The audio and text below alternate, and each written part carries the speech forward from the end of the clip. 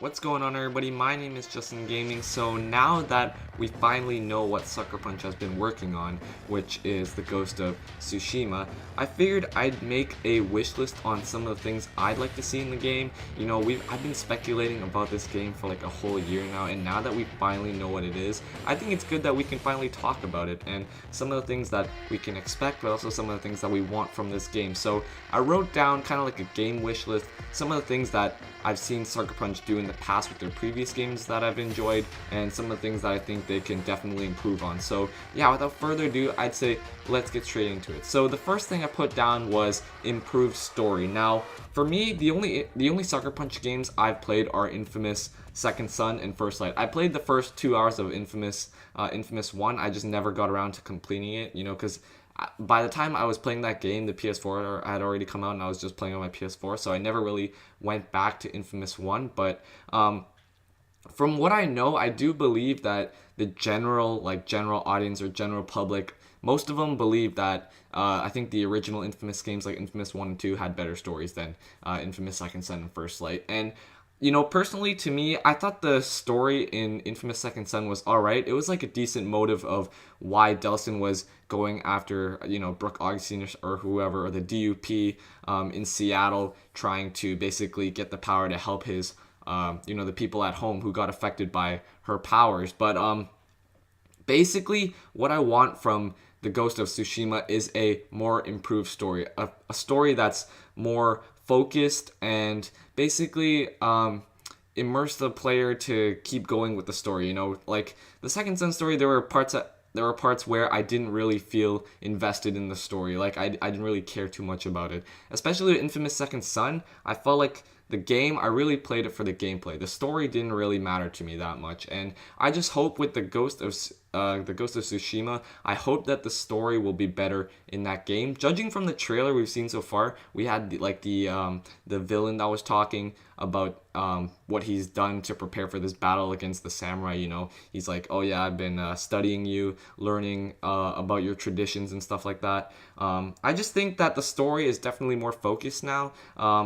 There's a much bigger emphasis on story, as I said. So I think that's definitely going to be better. I'm super excited to see what they can do with the story. Now, the next thing I wrote down, which kind of branches off in the story area, I wrote down is memorable characters. Now, for Infamous Second Son and First Light, what I enjoyed about the characters were always the protagonists. So I enjoyed Delson as a character. I enjoyed Fetch when we played as her in Infamous First Light. I enjoyed their backstories and stuff, basically what we learned about them. The problem I had with the characters of Infamous Second Son and First Light were definitely the side characters, all the other characters except for the main characters. If you think about Infamous Second Son, characters like Fetch and Eugene, they were advertised, or actually Eugene wasn't, but Fetch was advertised to be this character that you meet up with her in a mission and then she might help you throughout the story. Turns out you only see her in that one mission near the middle where you get the neon powers, and then you play 2 missions with her, and then after that she's not seen again until the very end of the story. I just don't want that with the Ghost of Tsushima, because the problem is that these characters, they don't stick with you. You'll see them for a bit and then they're just gone after that. They're not memorable characters. You don't think about them later on in your gaming life. Something like Uncharted, you'll always think about Nathan Drake, and the side characters like Elena, Sully, Sam. You'll always think about those characters because they're well developed, they're well written, and you actually care about them. With Infamous Second Son, you don't care about Fetch and Eugene and them. They're just people that join you on this on this journey, and then after 2 missions they're gone. So that's what I want from the Ghost of Tsushima. I don't know. From what we know, it's he's gonna be the only samurai, but I doubt he's the only character that we're gonna interact with. We're obviously gonna interact with people that'll help us along the way in our journey. So it is really interesting. I just want them to make memorable characters this time around. That leads kind of back to the story, as I said. I just hope that they improve the story and develop the characters better. So basically, I just hope they improve their whole kind of creative writing team or something like that. But yeah, I guess we'll move on to the next point. So this point is actually something that Sucker Punch has done in the past that I actually like, which is beautiful presentation. Now, the presentation in Infamous Second Son and First Light is, it's great. the open world that they created, open world of Seattle, was beautiful. The particle effects when you're using your powers was really nice. And so far, from what we've seen from the trailer of the Ghost of Tsushima, everything looks great so far. You know, the world looks nice. Facial animations and details seem to be improved like significantly. So now, like with that one shot where the villain was like talking to the main character samurai, that looked really good. And then when he was like standing there and he put on the mask, and it kind of like you see all the like the particle effects, and then like he transformed from that one samurai suit into the more like kind of like agile one with the cape and the mask on, and he had his sword. That looked really cool.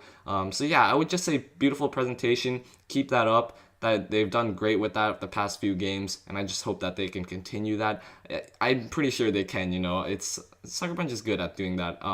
And yeah, so we're gonna move on to the my final one. Now I put open world activities, and this is actually kind of like a mix of two things. So one problem I had with Infamous Second Son and First Light was that even though the game was open world, the open world did feel very bland. You know, there wasn't really much going on in the world. Like, there were civilians and stuff. It just seemed like they were all doing their own thing. You know, they were just walking. The world felt kind of dead. It honestly didn't really feel very alive. Like, if you went up to the humans and stuff, like, and it shot your powers and stuff, they would obviously react. But I don't know. I just had this feeling it's like the world didn't really kind of like feel alive with you. I don't know. It's just a feeling that I personally had, and I just hope that with the Ghost of Tsushima, they kind of improve on this a bit, and the world does feel more alive. You know, they are doing it in Japan, feudal Japan in the 12th century, so it is something they can work on. It's really cool. I like the setting that they're going with. You know, I think the Japanese, like, I've been asking kind of like,